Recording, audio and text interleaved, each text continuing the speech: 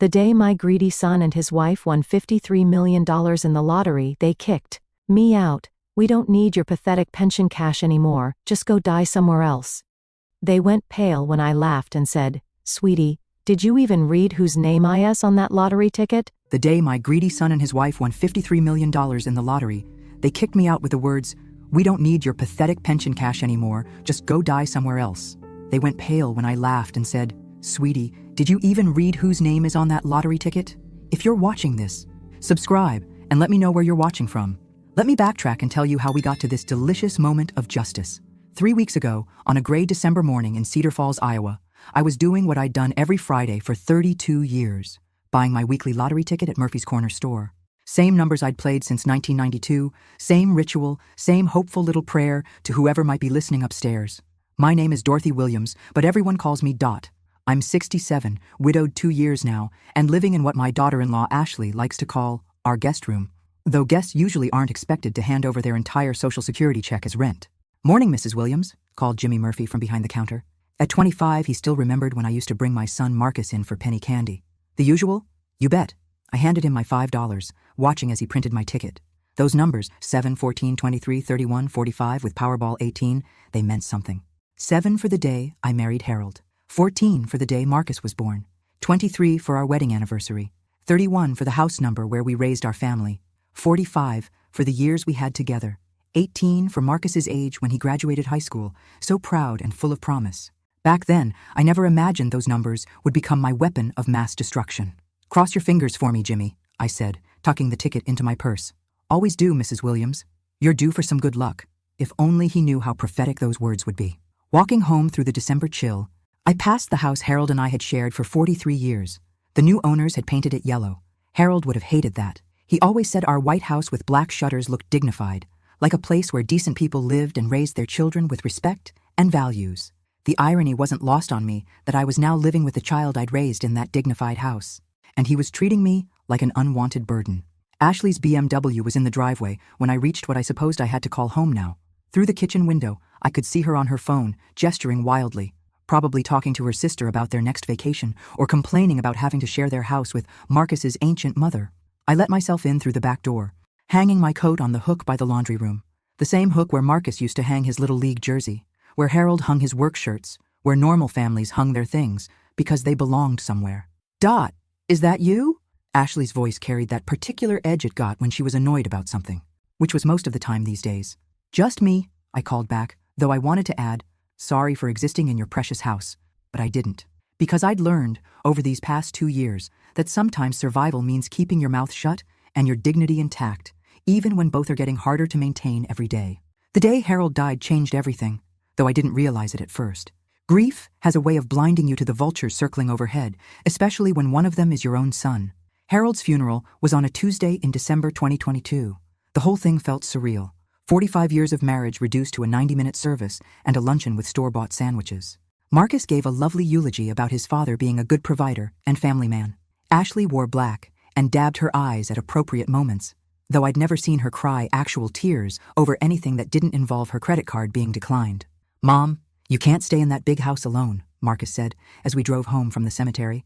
"It's not practical." I was staring out the window at the frozen farmland, thinking about how Harold and I used to drive this same route when we were courting. He'd hold my hand and talk about the house we'd buy, the children we'd raise, the life we'd build together. Practical had never been part of those conversations. "I've been managing just fine for 65 years, I replied. "I think I can handle a few more." "But the upkeep, the lawn care, the snow removal," Ashley chimed in from the front seat. "At your age, Dot, those things become dangerous. What if you fall? What if something happens and no one finds you for days?" The concern in her voice sounded genuine. I almost believed it myself. "Besides," Marcus added, "we have plenty of room.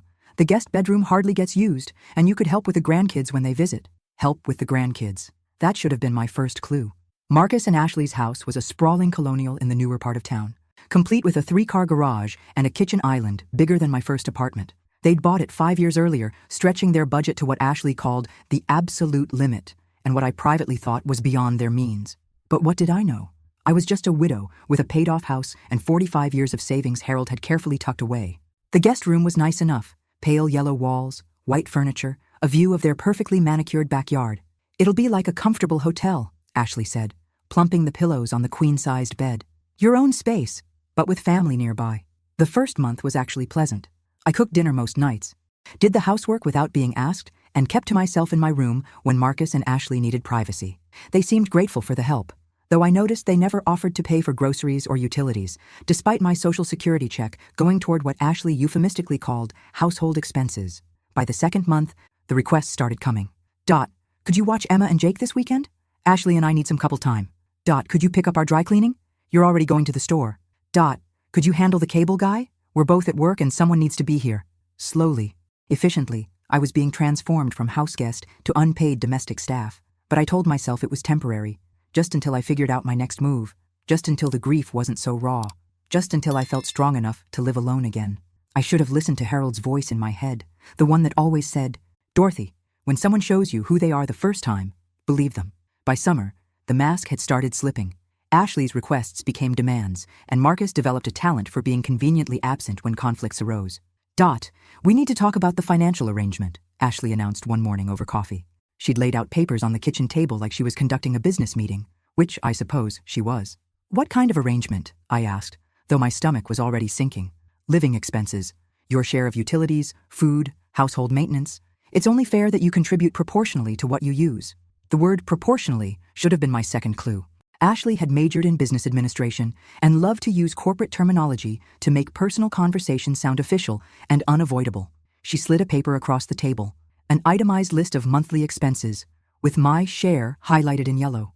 $800 for rent of the guest room, $200 for utilities, $300 for food and household supplies, $1,300 total, which happened to be exactly $50 less than my monthly Social Security check. This seems high, I said carefully. I'm only one person, and I'm gone several hours each day at the senior center. But you're using the kitchen, the bathroom, the laundry facilities, Ashley countered. And when Emma and Jake visit, you're here for the whole weekend, which increases our costs significantly. Emma and Jake were Marcus's children from his first marriage. They visited every other weekend, and I loved having them around.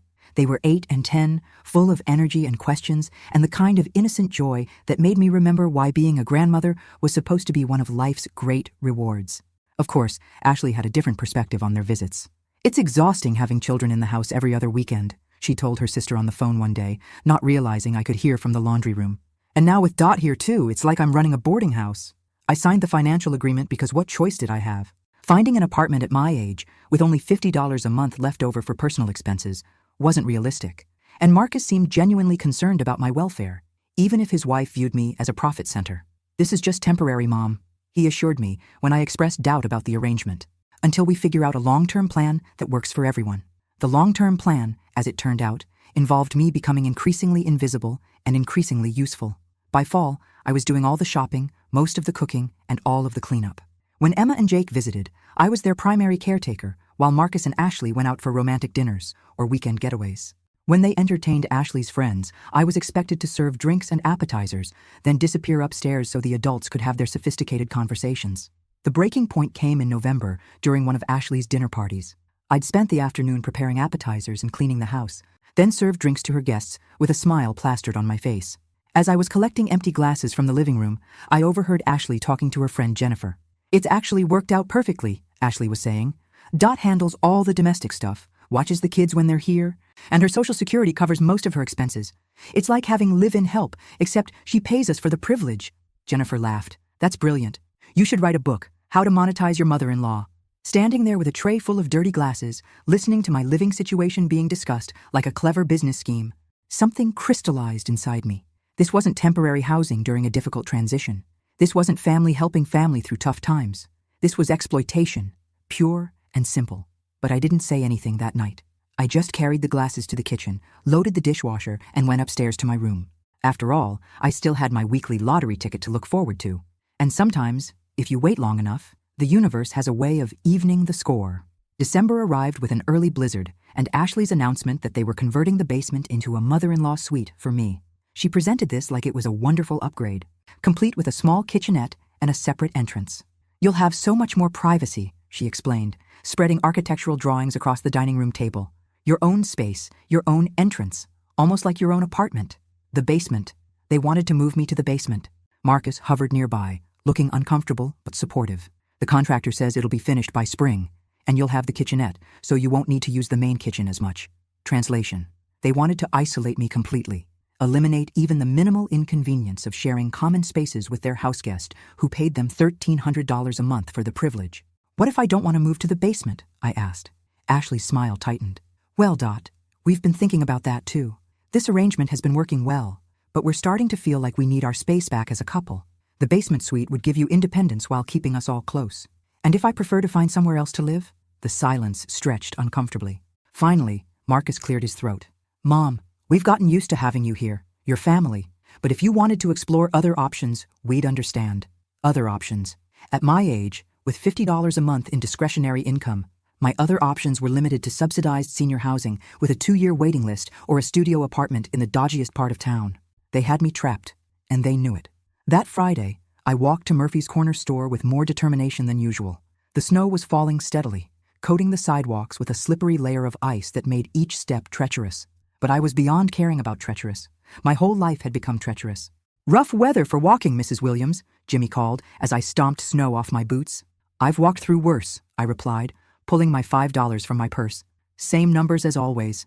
As Jimmy printed my ticket, I found myself thinking about those numbers differently. 7 for the day I married Harold, back when I was young and believed in happy endings. 14 for the day Marcus was born, when I thought I was raising a man who would respect and protect his family. 23 for our wedding anniversary, celebrating decades of partnership and mutual support. Maybe it was time for those numbers to represent something new. I tucked the ticket into my wallet, right behind Harold's old driver's license that I couldn't bring myself to throw away. Cross your fingers for me, Jimmy, I said, same as always. Always do, Mrs. Williams. This could be your week. Walking home through the snow, I passed a group of teenagers sledding down the hill behind the elementary school. Their laughter echoed across the frozen landscape. Pure joy, without any undercurrent of calculation or manipulation. I remembered Marcus at that age, how he'd spend hours building snow forts and refuse to come inside even when his clothes were soaked through and his lips were blue with cold. Where had that boy gone? When had he become someone who could look his mother in the eye and explain why moving her to the basement was really for her own good? Back at the house, Ashley was in the kitchen, on the phone with the contractor. Yes, we need the cheapest options for everything, she was saying. It doesn't need to be fancy. It's just for one elderly person. Just for one elderly person. That's what I'd become in my son's house. Not Dorothy Williams, who'd raised 2 children and buried 1 husband and survived 67 years of joys and sorrows and everything in between. Just one elderly person, to be managed as efficiently and inexpensively as possible. I went upstairs to my room, while I still had an upstairs room, and sat by the window, watching the snow fall. In my purse, my lottery ticket waited patiently, carrying those familiar numbers that had never let me down, even when everyone else had. Sometimes the universe takes its time preparing justice, but when it arrives completely. The winning numbers were announced Friday night at 10:59 p.m. on Channel 7. I was in bed, reading a library book about a woman who inherited a mysterious house when the lottery segment came on during the late news. Tonight's Powerball jackpot was $53 million, the perky blonde anchor announced. The winning numbers are 7, 14, 23, 31, 45, and Powerball 18. For a moment, my brain refused to process what I'd heard. Those were my numbers. My exact numbers. The ones I'd been playing faithfully for 32 years. I fumbled for the remote, rewinding the DVR to hear the announcement again.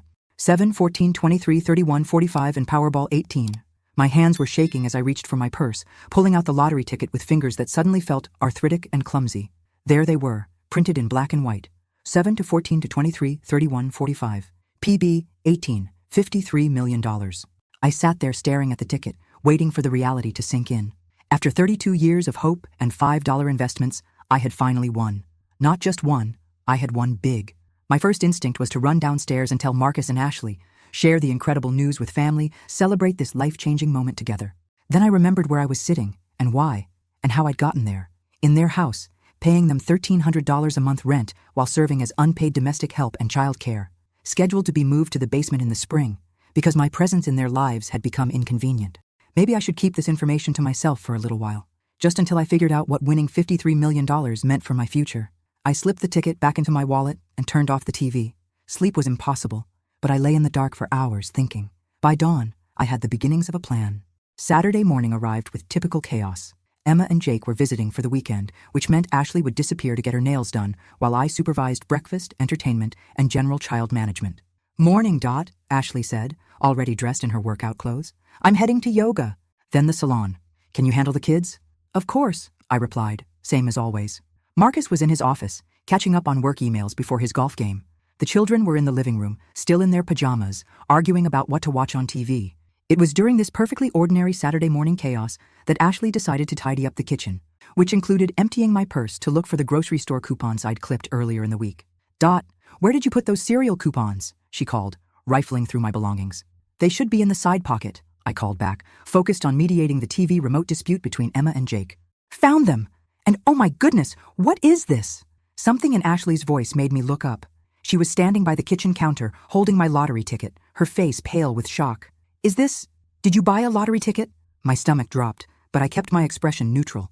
I buy one every week. Same numbers for 32 years. Ashley was staring at the ticket like it was radioactive. Dot, do you know what the winning numbers were last night? Before I could answer, she was grabbing her phone, frantically Googling. Oh my God, Marcus! Her shriek brought Marcus running from his office. Golf shirt half buttoned, hair still messy from sleep. What's wrong? Is someone hurt? The lottery ticket. Ashley thrust the ticket at him with trembling hands. Look at the numbers. Look at last night's drawing. Marcus took the ticket, frowning as he read the numbers. His frown deepened as Ashley showed him her phone screen with the winning combination. The silence in the kitchen stretched like taffy, broken only by Emma asking if anyone was going to make pancakes. Finally, Marcus looked up at me, his expression unreadable. Mom, do you realize what this means? I realized exactly what it meant. The only question was whether they did. The next hour was pure chaos, and I watched it all unfold from my seat at the kitchen table like I was viewing someone else's life through a window. Ashley was pacing the kitchen, phone pressed to her ear, talking to what sounded like every person in her contact list. 53 million. Yes, million. We won the lottery. We won. That was interesting. Marcus had taken the ticket from Ashley and was examining it like a forensic expert, comparing the numbers on his phone screen over and over. This is real, he kept muttering. This is actually real. Emma and Jake, sensing something momentous was happening, had abandoned their TV dispute and were standing in the kitchen doorway, eyes wide with confusion and excitement. Are we rich now? Emma asked. We're very rich, sweetheart, Ashley said, scooping her up for a spin around the kitchen. We'll never have to worry about money again. I found myself thinking about Harold, wondering what he would make of this scene.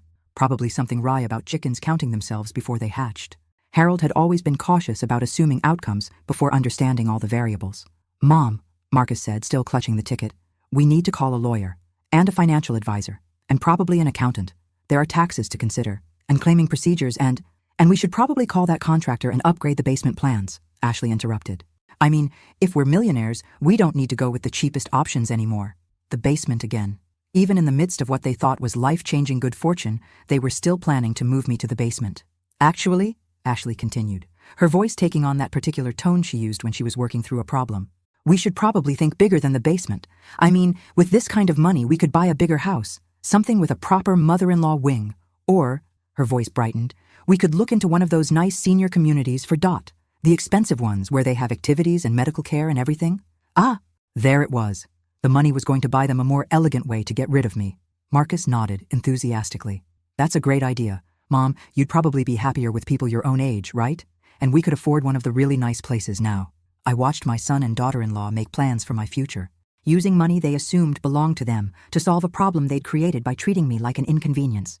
The irony was so perfect, it almost made me laugh. There's just one small detail we should probably address, I said quietly. Both of them turned to look at me, expressions expectant and slightly impatient, like parents listening to a child who was interrupting adult conversation. The lottery ticket, I continued calmly, is in my name. The silence that followed was different from before. This wasn't the shocked silence of unexpected good news. This was the horrified silence of people realizing they'd made a terrible assumption. What do you mean? Ashley asked slowly. I held out my hand, and after a moment's hesitation, Marcus placed the ticket in my palm. I mean, I said, looking down at the familiar numbers that had just transformed from hope into power, that I bought this ticket with my money, from my purse, using the numbers I've played for 32 years, which makes it mine. Ashley's face went through several fascinating color changes. But you live here. We're family. That money, it changes everything for all of us. No, I said, standing up from the kitchen table with more dignity than I'd felt in 2 years. It changes everything for me. The look of dawning realization on their faces was something I knew I'd treasure for years to come. The moment they understood that their unpaid housekeeper, their soon-to-be basement dweller, their convenient source of monthly rent money, had just become independently wealthy. And they were about to find out that $53 million could buy a lot more than a nice house. It could buy freedom. It could buy justice. And it could buy the most satisfying revenge a mother had ever served to ungrateful children. The kitchen fell so quiet I could hear the refrigerator humming and Emma whispering to Jake in the living room. Marcus and Ashley stood frozen, like someone had just announced that gravity was optional. "Mom," Marcus said carefully, "let's not get ahead of ourselves here. Yes, technically the ticket is in your name, but we're family. We share things. We support each other." I almost laughed out loud. Support each other? Like when they supported me by charging me $1,300 a month to live in their guest room. Or when they supported me by planning to move me to the basement. "You're absolutely right," I said sweetly. "We do support each other, which is why I've been supporting you with my Social Security check every month while doing all your housework and childcare for free." Ashley's business brain was working overtime. I could see it in her eyes. She was calculating, strategizing, looking for an angle. "Honey," she said, using the voice she reserved for her most important clients, "I think there's been a misunderstanding about our living arrangement. The monthly contribution you make, that's not rent. That's just your share of household expenses. We've never thought of you as a tenant." "Is that so?" I tucked the lottery ticket back into my wallet with deliberate care. "Then I suppose you won't mind if I stop contributing to household expenses immediately, since I'm family, not a tenant." Marcus stepped forward, hands raised like he was dealing with a potentially dangerous animal. "Mom, let's all take a breath here. This is huge news, life-changing news. We need to think through the implications carefully." "Oh, I've been thinking," I said, "for about 8 hours now, since I saw those numbers last night, and I've come to some interesting conclusions." Ashley's fake smile was starting to crack around the edges. "What kind of conclusions?" "Well, for starters, I concluded that $53 million is enough money to live very comfortably for the rest of my life without depending on anyone else for housing." The temperature in the room seemed to drop 10 degrees. "You're not serious," Ashley whispered. "You wouldn't just leave, not after everything we've done for you. Everything they'd done for me. Like taking my money every month while treating me like hired help. Like planning to move me to the basement because my presence in their lives had become inconvenient. Like discussing my living situation at dinner parties as if I were a clever business investment." "I'm very serious," I said. "In fact, I'm planning to call the lottery office first thing Monday morning to claim my prize, and then I'm going to start looking for a place of my own." Marcus was starting to panic. I could see it in the way he kept running his hands through his hair. "Mom, you can't make decisions like this when you're emotional. This is too big, too complicated. You need help managing this kind of money." "From who? You?" "Yes, from us. We're your family." I looked at my son, really looked at him, and saw a stranger. When had Marcus become someone who thought I was too incompetent to manage my own affairs? When had he decided that being my child gave him rights to my choices? "Marcus," I said quietly, "when your father was dying, do you know what he made me promise?"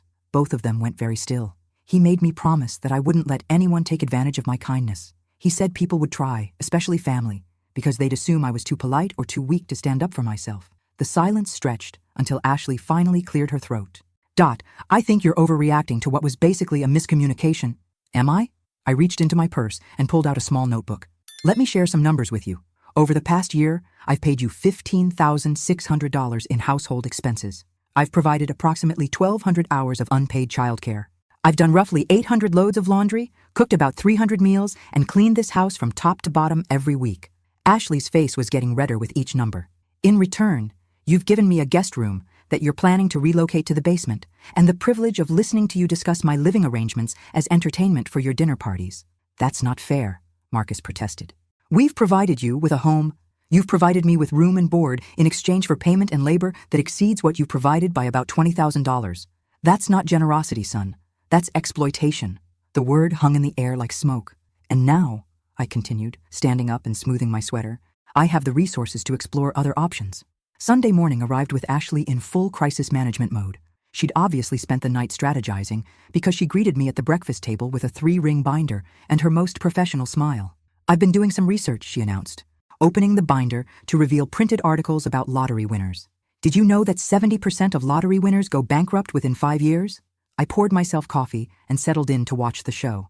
"Is that so?" "Absolutely. The statistics are terrifying. Poor financial decisions, bad investments, family members taking advantage. It's a complete disaster for most people." She flipped through pages of highlighted text. "That's why you need professional guidance. Family guidance." Marcus appeared in the doorway, looking like he hadn't slept well. "Mom, Ashley's right. This is way too big for any one person to handle alone, especially someone your age," Ashley added helpfully.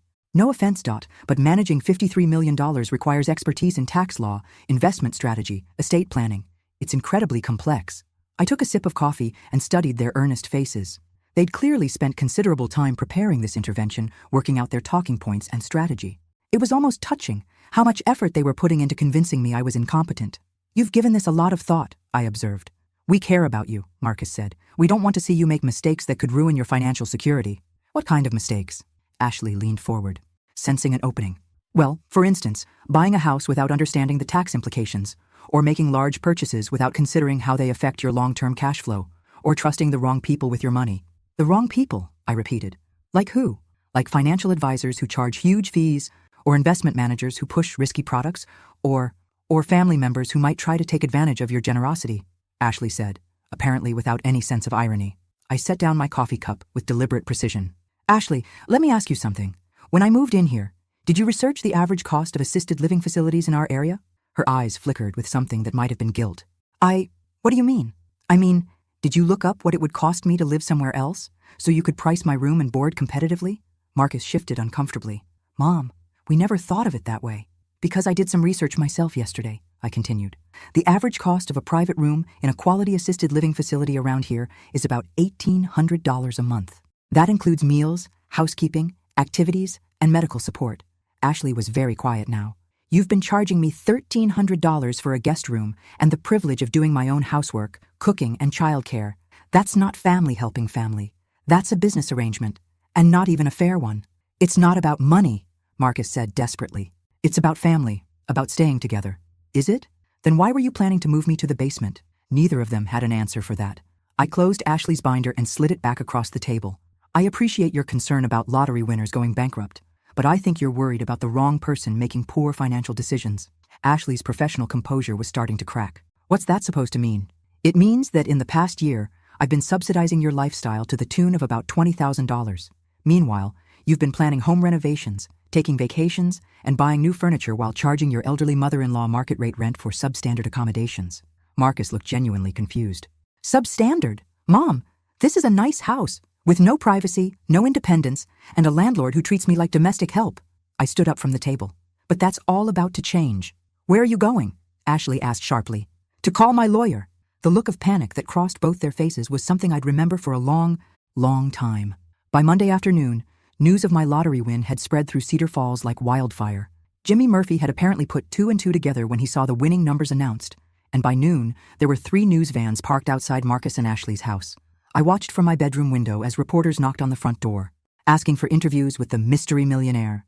Ashley had taken to answering the door with her hair perfectly styled and her brightest smile, clearly hoping to be featured in the coverage. "Mrs. Williams is resting and not available for comment right now," she told the Channel 7 reporter. "But as her family, we're just so excited for this blessing in all our lives." All our lives. That phrase was becoming Ashley's favorite.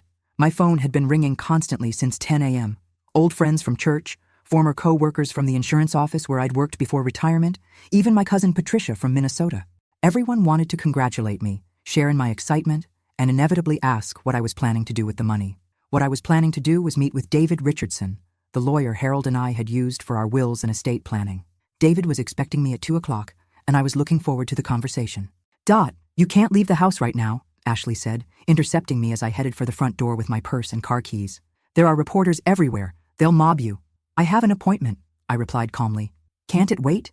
At least until the media attention dies down?"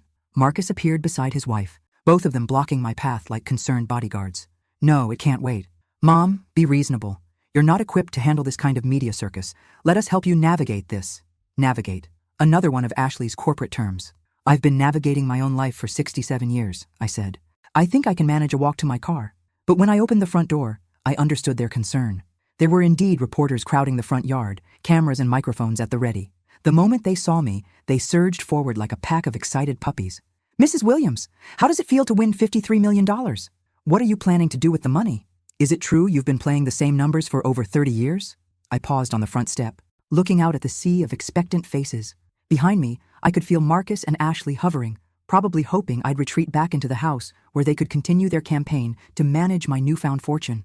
Instead, I straightened my shoulders and walked down the front steps with as much dignity as I could muster. "I'm very grateful for this blessing," I told the reporters, stopping beside my car. "As for what I'm planning to do with the money, I'm going to use it to live independently and make my own choices for the first time in 2 years." What do you mean by that, Mrs. Williams?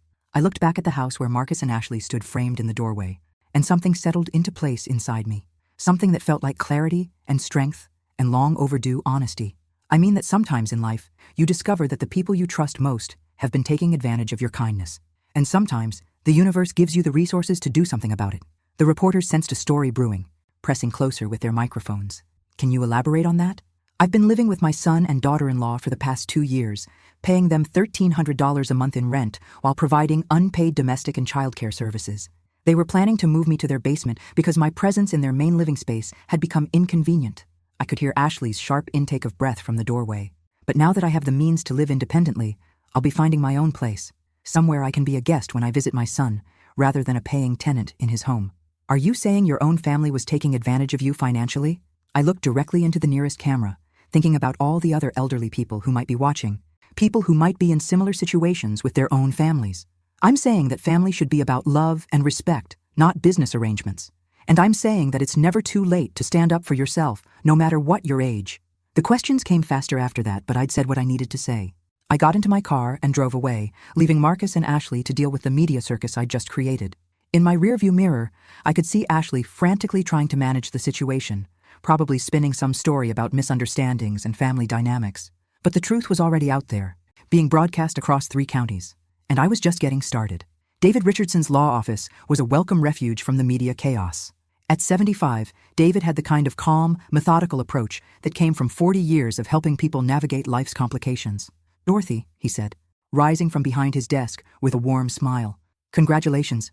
Harold would be so proud." "Thank you." I settled into the familiar leather chair where Harold and I had sat so many times, discussing wills and insurance policies and all the practical details of a shared life. "I saw the news coverage," David continued, his expression growing serious. "Quite a statement you made to those reporters. Was it too much?" "Not at all. Sometimes the truth needs to be spoken plainly." He opened a file folder and pulled out a yellow legal pad. "Now, let's talk about protecting your interests. Have you claimed the prize yet?" "I'm planning to drive to Des Moines tomorrow to meet with the lottery officials." "Good. I'd recommend taking the annuity rather than the lump sum for tax purposes. And we'll need to set up some trusts, maybe a charitable foundation if you're interested in philanthropy." We spent the next hour discussing financial strategies, tax implications, and estate planning. David explained everything in terms I could understand, never once suggesting that the decisions were too complex for me to comprehend. It was while we were discussing living arrangements that David dropped his own bombshell. "Dorothy, there's something I need to tell you. Something Harold made me promise to keep confidential unless specific circumstances arose." My stomach tightened. "What kind of circumstances?" "If your family ever tried to take advantage of you financially." David opened another file, this one thick with documents. "Harold was more aware of Marcus and Ashley's situation than you realized." "What do you mean?" "He knew they were living beyond their means. He also suspected they were already planning to have you move in with them after his death. Not out of love, but out of financial necessity." The room seemed to tilt sideways. "Harold knew. He hired a private investigator to look into their finances about 6 months before he died. He was worried about what would happen to you." David pulled out a folder of documents. "Marcus and Ashley are in significant debt. Dorothy, credit cards, car loans, their mortgage is underwater. They've been living on borrowed money for years." I stared at the papers, seeing columns of numbers that painted a picture of financial recklessness and desperation. "Harold wanted you to have this information if you ever needed it to protect yourself," David continued. "He also wanted you to know about the insurance policy." "What insurance policy?" David smiled sadly. "The one he took out specifically to ensure you'd have resources if Marcus and Ashley became a problem. $500,000 paid directly to a trust account in your name. It's been sitting there earning interest for 2 years, waiting for you to need it. $500,000. Harold had been protecting me from beyond the grave. He knew," I whispered. "He knew this would happen. He loved you enough to prepare for it." David closed the file gently. "The question now is what you want to do with this information." I thought about Marcus, standing in the doorway that morning, blocking my path while insisting he only wanted to help me. I thought about Ashley, with her binders full of statistics about lottery winners going bankrupt, positioning herself as my savior while she'd been bleeding me dry for 2 years. I thought about Harold, who'd spent his final months not just fighting cancer, but fighting to protect me from our own son. "David," I said finally, "I want to have a family meeting. Tonight. I want Marcus and Ashley to understand exactly what their financial situation looks like and exactly how much their mother-in-law knows about it."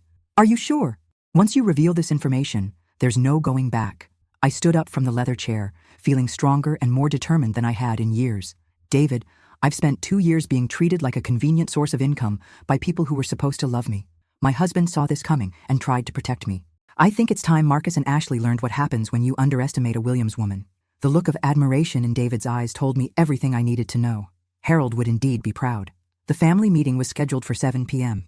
I'd spent the afternoon preparing with David's help, organizing documents and planning exactly what I needed to say. Marcus and Ashley thought they were coming to discuss my emotional outburst with the reporters and find a way to manage the media attention going forward. They had no idea they were walking into a reckoning. Ashley arrived first, armed with printed articles about lottery winners who'd been swindled by family members and a laptop full of spreadsheets showing how they could properly manage my windfall. Marcus brought a bottle of wine and his most conciliatory expression. "Mom, about what you said to those reporters," Marcus began as they settled into the living room. "We understand you were overwhelmed." "I wasn't overwhelmed," I interrupted calmly. "I was finally telling the truth." Ashley opened her laptop with practiced efficiency. "We've prepared a comprehensive financial plan that addresses all your concerns while ensuring your long-term security." "Before we discuss my financial security," I said, reaching for the folder David had given me, "I think we should discuss yours." I placed the first document on the coffee table between us. Marcus glanced down at it and the color drained from his face. "What is this?" Ashley asked, though her voice suggested she already knew. "It's a complete financial profile of your household, compiled by a private investigator your father hired before he died." I watched both of them go very, very still. "He was worried about what would happen to me after his death, so he did some research into your circumstances." Marcus was staring at the papers like they might catch fire. "Dad hired an investigator? To spy on us? To protect me? Which, as it turns out, was necessary." I pulled out another document. "You owe $47,000 in credit card debt across 6 different cards. Your mortgage is underwater by $32,000. You have 2 car loans totaling $18,000. And Ashley, your business has been operating at a loss for 8 months. Ashley's professional composure cracked completely. "How dare you invade our privacy? The same way you invaded mine when you decided I was too incompetent to manage a lottery ticket I bought with my own money?" I kept my voice level, almost conversational. "For 2 years you've been using my Social Security payments to service your debt while positioning me as a grateful dependent who should be thankful for your generosity." Marcus found his voice. "Mom, everyone has financial challenges. Not everyone charges their widowed mother $1,300 a month to live as unpaid domestic help while planning to move her to the basement." I placed another document on the table. "This is a breakdown of what my living situation has actually cost me versus what it would cost to live independently. You've been overcharging me by about $600 a month while extracting approximately $1,500 worth of unpaid labor." The silence that followed was profound. "That's over $25,000 a year you've been taking from me," I continued. $50,000 over 2 years. From your own mother, while you were planning to isolate me further by moving me to your basement." Ashley was crying now, but I noticed they were the kind of tears people cry when they're caught, not when they're sorry. "We never meant for it to be like that," Marcus said desperately. We needed help, and you were family, and you thought I was too old and too grateful to figure out what you were doing." I stood up, feeling lighter than I had in months. "But your father knew. He saw through both of you, and he made sure I'd have the resources to protect myself when I finally realized what was happening." I placed the final document on the table. "This is notification of a trust fund Harold established for me 2 years ago. $500,000, earning interest, waiting for me to need it. He also left instructions with David Richardson to monitor your financial situation and intervene if necessary." Marcus was shaking his head like he could make the truth disappear. "I don't understand. Dad never said anything, because he hoped he was wrong about you. He hoped that when the time came, you'd treat me with the love and respect he'd taught you to show family." I picked up my purse and headed for the door. "Instead, you treated me like a business opportunity." "Where are you going?" Ashley called after me. "To start my new life. I've put a deposit on a beautiful apartment at Meadowbrook Senior Community. 2 bedrooms, full kitchen, my own car space, and a monthly fee that's less than what I was paying to be your tenant." I paused at the front door, looking back at the 2 people who'd taken advantage of my grief and loneliness for their own financial gain. "Oh, and one more thing. Since you'll no longer have my income to help with your expenses, you might want to start planning how you'll manage that $47,000 in credit card debt. I hear financial stress can be very challenging for families." As I walked out to my car, I could hear Ashley crying and Marcus trying to calm her down. But their crisis was no longer my problem. I had $53 million, a dead husband who loved me enough to protect me from beyond the grave, and the rest of my life to live on my own terms. Harold always said that justice delayed wasn't justice denied, just justice with better timing. Turned out he was right about that too. Thanks for listening. Don't forget to subscribe and feel free to share your story in the comments. Your voice matters.